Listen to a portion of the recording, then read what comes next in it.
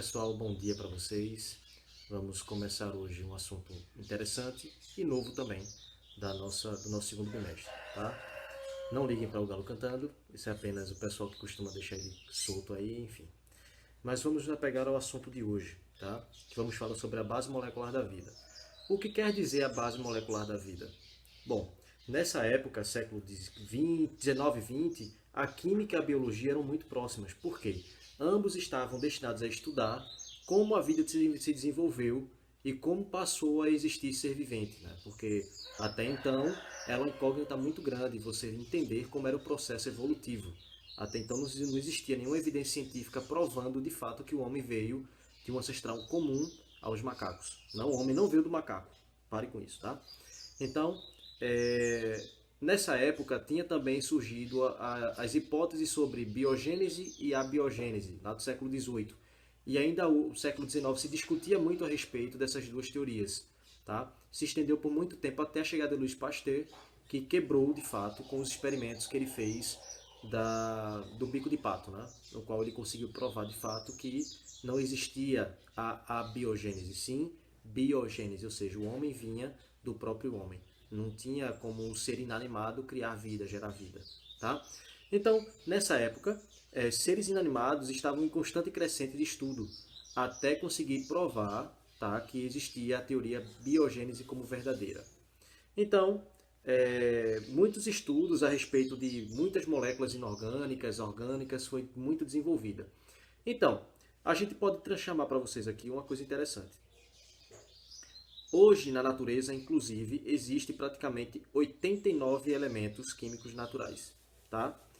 E a gente pode combiná-los e formar novas moléculas. Isso aí é fato. Na química, você não consegue trabalhar com moléculas isoladas. Você consegue também juntá-las e criar novas moléculas. É como se fosse um jogo de quebra-cabeça, ou Lego, tá?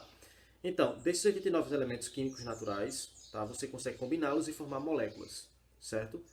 Então, uma das moléculas que é muito importante para a vida é o H2O, a água. Existe um professor meu que dizia, professor Luiz Carlos Pavão, que falava o seguinte, que se a água não tivesse um ângulo entre os seus hidrogênios de 109,5 graus, a água não existiria. Porque o que dá essa angulação, essa deformação angular nos hidrogênios, na molécula de água, é justamente a teoria dos orbitais de valência. Então você tem ali uma deformação dos elétrons de valência, né, eles forçam a molécula angular, e nessa questão você tem a forma mais estável da molécula. Ela ali não pode se quebrar, não pode se partir. Se a água tivesse 1 grau ou 2 graus diferente da sua angulação ali, da deformação, a água não existiria. E nós também, posteriormente, não existiríamos. Interessante isso. Então, a água é muito importante para o estudo da vida, porque a água constitui praticamente 70% do seu corpo. Então, nada mais justo que estudar principalmente o composto de água, né?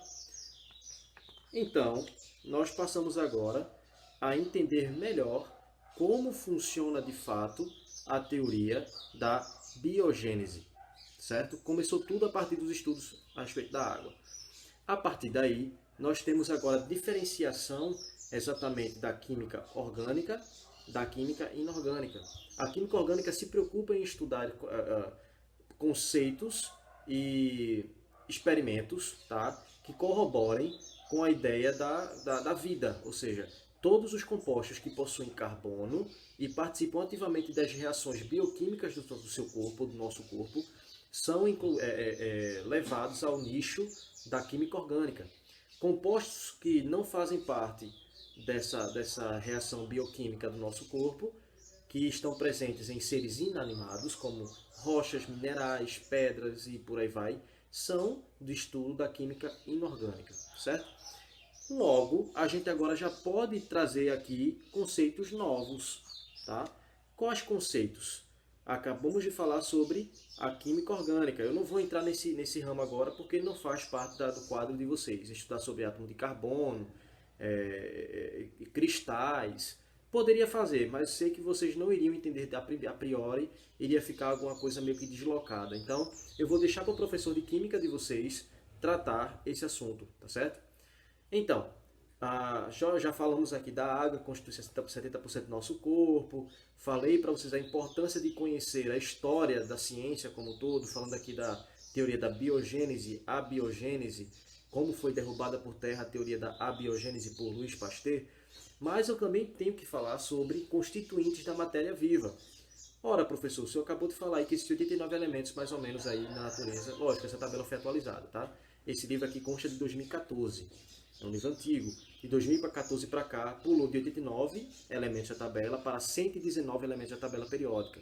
Muitos elementos foram descobertos nesse meio tempo, aí de 5 anos, tá? 6 anos, quer dizer.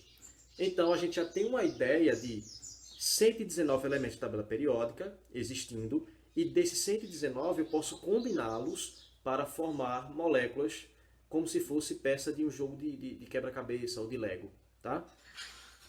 E falei para vocês da importância da molécula de água, tá certo? Mas não é somente água, não é só carbono, não. Existe uma gama de elementos químicos que é muito importante para a gente estudar hoje. Por exemplo, carbono, como eu falei antes, hidrogênio, oxigênio, nitrogênio, e desses elementos que eu falei para vocês, praticamente o mais importante para nós aqui que vamos estudar sobre biologia é oxigênio, hidrogênio e carbono. Tá? Os outros não influenciam? Influenciam. Só que os outros vão influenciar de forma indireta. Oxigênio, hidrogênio e carbono aqui vão influenciar de forma direta, porque todos os compostos que fazem parte da vida, né, que compõem os organismos vivos, são compostos basicamente de carbono. Tá? Os outros elementos entram para complementar, mudar a polaridade, interação molecular, tudo isso vai importar de forma indireta por outros elementos que eu falei para vocês aqui. Carbono, hidrogênio e oxigênio são os mais importantes, certo? Por quê? O carbono ele tem tudo baseado na questão das cadeias carbônicas. Isso vocês vão aprender direitinho no terceiro ano, quando for estudar química orgânica mais a fundo, tá? Mas praticamente o carbono, por ser tetravalente, ou seja, ele possui 4 elétrons desemparelhados na camada de valência, facilitando que ele possa se ligar a 4 outros átomos, tá? E nessa facilitação a gente vai formar um novo composto ou novos compostos. Por quê? Cada carbono desse pode se ligar a outro carbono, como se fosse praticamente uma corrente. Alguém aqui com certeza já viu uma corrente. Temos uma corrente completa, mas o que forma a corrente são os elos. Cada elo vai se unir a outro elo, tá? Praticamente assim, e vai formar uma cadeia. Cada elo representa aqui um carbono, tá certo? Então, cada carbono desse, se ligando a outro carbono, nós temos uma cadeia carbônica. Essa cadeia carbônica vai formar moléculas que fazem parte ativamente, como eu falei para vocês, do nosso sistema vivo. Tá? Por exemplo, aqui nós temos nosso DNA, né, composto aí de carbono e nitrogênio. Nós temos aí proteínas, enzimas, tudo à base de cadeia carbônica. Tá certo? Não somente, né, a hemoglobina, que é um composto extremamente importante para a transferência de oxigênio do nosso sangue para o nosso cérebro, por troca gasosa, tá? E isso usa justamente cadeias carbônicas, tá bom? E fora isso, a gente também tem a questão da versatilidade do carbono. Por quê? Cada átomo de carbono vai se ligar a outro átomo, seja ele carbono ou não, tá certo? Mas não somente o carbono. Nós temos aí também uma complementação. Falei para vocês sobre oxigênio, hidrogênio, fósforo, enxofre, né? Onde esses elementos vão entrar? Vão entrar complementando os sais minerais. Professor, o que é sal mineral? São substâncias inorgânicas, tá? Que são formadas por íons. Íon é quando eu tenho um elemento químico que perdeu um elétron ou ganhou elétron. Eu posso ter o íon ânion, ganhou elétron, ou eu posso ter o íon cátion, perdeu um elétron. Por exemplo, eu tenho o sódio. O sódio ele tem a facilidade muito grande de perder elétron, porque está na família 1A. Ou seja, ele não consegue ganhar 7 elétrons para estabilizar com 8, mas ele perde esse único elétron que ele tem na camada de valência para poder estabilizar outro elemento químico. Tá?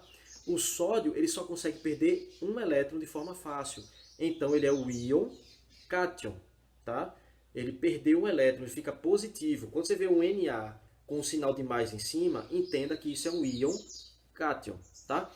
Mas, professor, o íon ânion, como é que fica? Ou seja, eu tenho o íon ânion como um elemento químico com símbolo negativo em cima. Um exemplo disso, obviamente, é o cloro. Por que o cloro? O cloro ele é extremamente eletronegativo.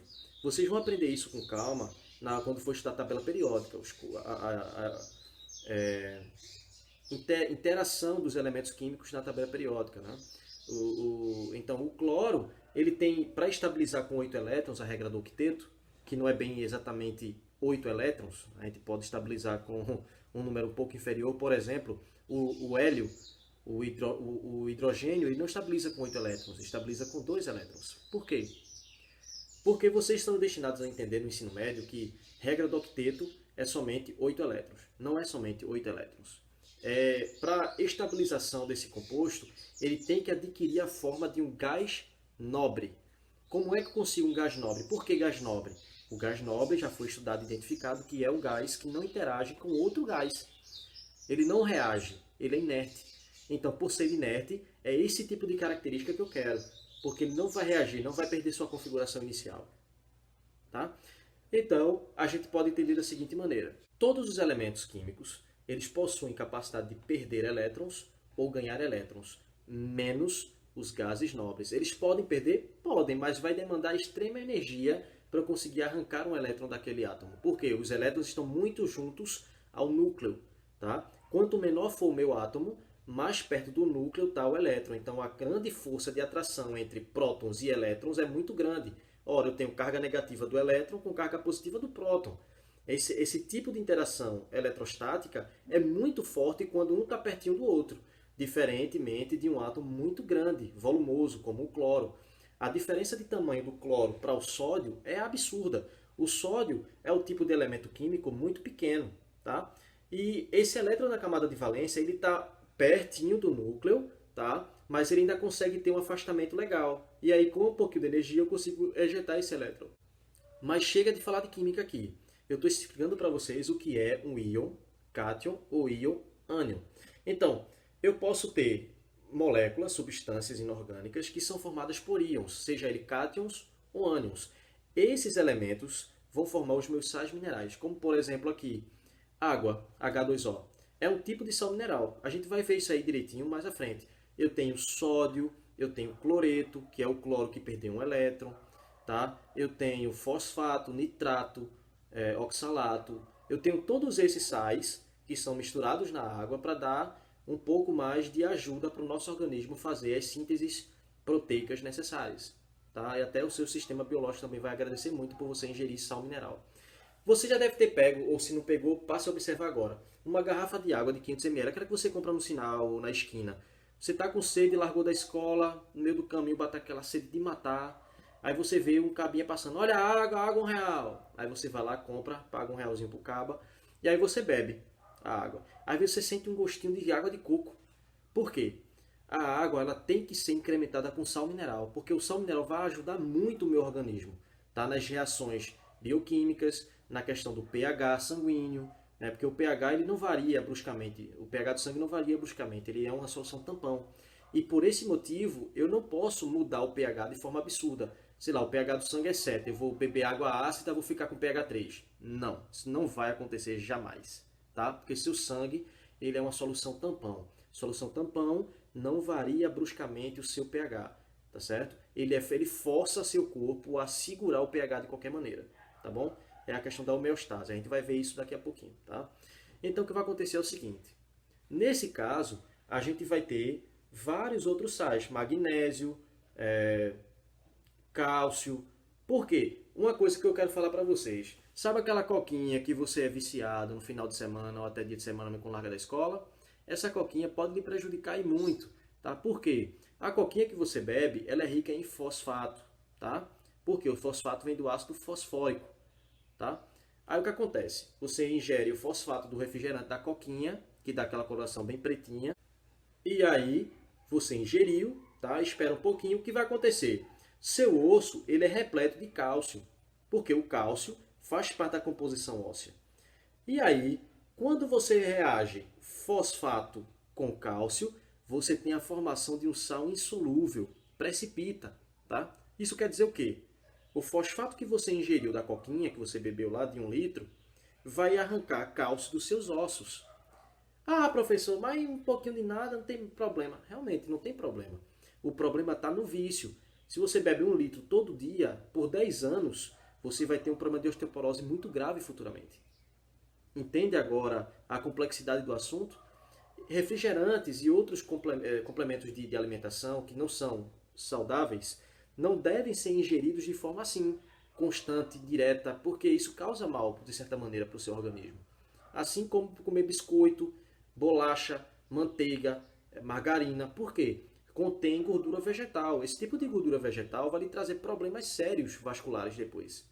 Isso consumindo ao longo do tempo. E eu falo constante, tipo todos os dias. Eu mesmo era o cara que comia 3 biscoitos por dia. Treloso, aquele treloso grandão assim.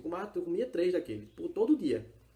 Então, a partir do momento que eu comecei a sentir uns incômodos no corpo, engordei demais também, aí eu passei a me regular, entendeu? Mas tomem cuidado nessa questão. Então, esse tipo de íon, sal mineral no caso, ele vem para fazer benefício para a nossa saúde. Se você não gosta de água de coco, reveja seu conceito. A água de coco é uma ótima água para você beber, repleta de sais minerais. Ajuda a hidratar o corpo, entende? Primeiro, existe uma chamada bomba de sódio e potássio na nossa célula e também nas células do coração. Por quê? A bomba de sódio e potássio ela ajuda na regulamentação da pressão sanguínea. Se você não tem uma regulamentação legal de sódio e potássio, você vai ter problema de pressão. É por esse motivo que se alguém comer algo muito salgado, ele vai ter um excesso de sódio no organismo e vai desregular a bomba de sódio e potássio. E aí a pressão vai lá para cima. Aí a pessoa tem um pico de pressão e complica a situação. Tá? Quando fala de pressão sanguínea, significa que os vasos sanguíneos, as veias, os capilares no caso, né? As veias e as artérias, elas passam a se comprimir mais com mais frequência. E nessa compressão, você tem agora o sangue sendo empurrado com mais força, cada vez com mais força, e daí dá-se o nome pressão sanguínea. O coração ele passa a bombear com mais força. E aí tem gente que não aguenta, né? E aí pode falecer. Quanto mais o ritmo cardíaco é acelerado, mais problema eu tenho, tá? Que fica bem claro para você. Então, além do carbono, sal mineral, eu também tenho outras moléculas que ajudam, né, no funcionamento do meu corpo. São elas, por exemplo, proteínas, que eu falei para vocês, glicídios, lipídios, os ácidos nucleicos e também, inclusive, os sais minerais que eu citei. Tá? Então, praticamente 70% do nosso corpo é complementado por água. Tá? Então, é de cerca de 70% a 85% do corpo. Certo? Então, isso quer dizer o quê? Que a gente tem uma massa, que 80% dessa massa corporal que eu tenho é água. Mas então, professor, eu posso retirar a água do corpo fácil? Não, você não consegue. Essa água é de extrema importância para você manter seu sistema, seu corpo funcionando bem. Se você desidratar, a primeira coisa que vai acontecer é você sentir tontura, né, mal-estar, vontade de vomitar, porque você está desidratado. Seu corpo precisa de água, naturalmente. Todo o seu organismo vivo necessita de água para funcionar. Por quê? A água é o principal reagente das reações bioquímicas. Sem água não existe reação bioquímica nenhuma e você morre. Tá? Beba água, é importante. Seu rim agradece também. Tá? Então temos aí glicídios, proteínas. As proteínas ajudam em quê? A gente vai falar isso daqui a pouquinho. Tá? E agora a gente já pode tratar sobre a estrutura molecular da água. Falei para vocês, 105,9 mais ou menos o ângulo de formação da distância dos hidrogênios para a molécula de oxigênio. Por quê? Porque a água ela tem a capacidade de formar pontes de hidrogênio. A gente vai falar isso daqui a pouquinho, mas eu quero explicar uma coisa para vocês ainda sobre a água. Tá? Falei para vocês sobre a eletronegatividade do cloro. Lembra no início do vídeo? O cloro, por ser muito eletronegativo, né, e tal. A eletronegatividade é a facilidade que um átomo tem, tá? Que um elemento químico tem, de puxar para si a nuvem eletrônica. Então, todo elemento que possui essa grande facilidade de puxar para si a nuvem eletrônica é considerado um elétron negativo. Então, cloro é um elemento eletronegativo e o outro, flúor, tá? Muito eletronegativo, é um dos maiores, na verdade. E temos aqui o oxigênio, tá certo? Então, o oxigênio, por ser muito eletronegativo, ele vai puxar para si toda a carga eletrônica dos hidrogênios. Ele vai puxar para perto dele o elétron do hidrogênio 1 e o elétron do hidrogênio 2 para formar o H2O. Então, por causa disso, ele vai ter um momento de dipolo muito negativo. Então, ele é polarizado negativamente, tá? Já os hidrogênios que perderam os elétrons para o oxigênio, a nuvem eletrônica foi deslocada para perto do oxigênio, ele vai ter a sua carga parcial positiva. Lembre-se, aqui é um compartilhamento, tá? Eu não estou retirando de fato, eu estou compartilhando elétrons. É um momento que eu tenho agora de deixar a nuvem eletrônica mais perto do oxigênio. Por isso que ele fica denso, ele fica mais eletronegativo, ele fica mais negativo sua carga parcial, tá? Já os hidrogênios ficam com a sua polarização um pouco mais positiva. Os elétrons estão um pouco mais longe do hidrogênio e mais perto do oxigênio. Por conta disso, eu tenho uma grande facilidade de interação entre as moléculas de água. Lembra que eu falei para você da ponte de hidrogênio, né? Pronto, eu vou entrar nele agora. A ponte de hidrogênio nada mais é do que interação de molécula de água, com outra molécula de água, tá? E sucessivamente assim. Eu vou ter um grande acúmulo de moléculas de água, uma unidas às outras. Eu vou mostrar para vocês um exemplo agora de ponte de hidrogênio. Antigamente se chamava ponte de hidrogênio, isso aí meados de 2010, 2012. Estudos constantes, recentes, descrevem que não é ponte de hidrogênio, é ligação de hidrogênio.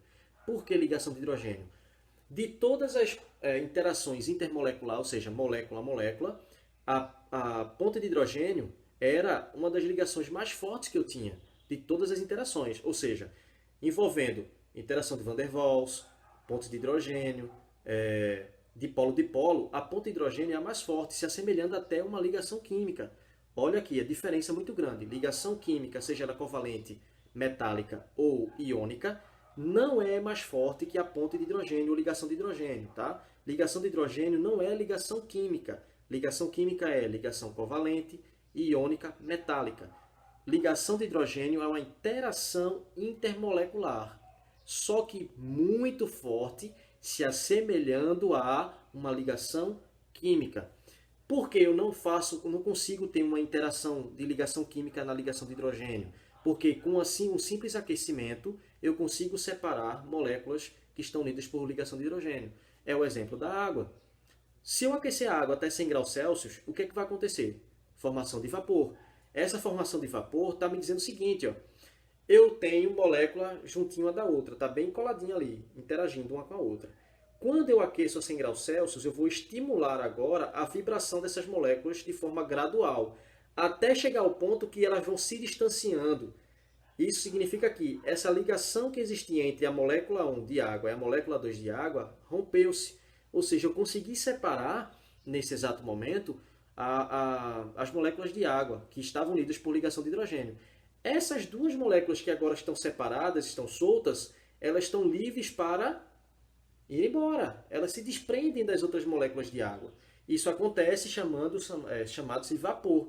É o vapor de água sendo formado, ou seja, eu tirei a água que estava no estado líquido, separei uma molécula dela e transformei agora em estado gasoso. Isso é o processo que eu chamo agora de aquecimento e formação de vapor. Tá? A ponte de hidrogênio, ela também traz uma coisa muito interessante para vocês. Ponte não, ligação de hidrogênio. Tá? Uma coisa muito importante para vocês que eu vou falar agora, que nada mais é como a tensão superficial. A tensão superficial está muito ligada ao que eu posso falar sobre ponte de hidrogênio, ligação de hidrogênio. Por quê? É justamente essa molécula de água que ela vai interagir com os poros do copo ou de qualquer superfície que ela esteja e vai confiabilizar a essa molécula de água na sua superfície uma certa rigidez. Por isso que você consegue ver mosquito pousar e não afundar, tá? Porque depende da massa também. A massa vai ter uma relação física chamada força de empuxo, tá? Que a gente viu isso, ou vocês vão ver isso na física. Então isso vai influenciar diretamente na minha ponte de hidrogênio, tá? Mas eu não quero trazer muitos assuntos para vocês hoje para não ficar muito cansativo, porque é muito conteúdo, é muito puxado, é muito pesado. Mas entenda uma coisa, falando agora de trás para frente, fazendo uma revisão básica do que a gente viu. Falamos agora há pouco sobre a questão da ligação de hidrogênio, o que ela faz, o que ela provoca, tá? Falei sobre o processo de formação de vapor, tá bom? Falei também sobre a importância da água, tá? E de outras moléculas no nosso organismo, principalmente a água, porque 70% a 85% do nosso corpo depende da água para sobreviver, tá? Temos também proteínas, lipídios, glicídios, ácidos nucleicos, sais minerais. Os sais minerais, por sua vez, são importantes no nosso corpo porque ajudam na questão da bomba de sódio e potássio, a questão do coração e das artérias funcionarem também como regulador da entrada e passagem de água, tá certo? Da questão da pressão sanguínea. Falei sobre o carbono, a sua relação com a vida, tá bom?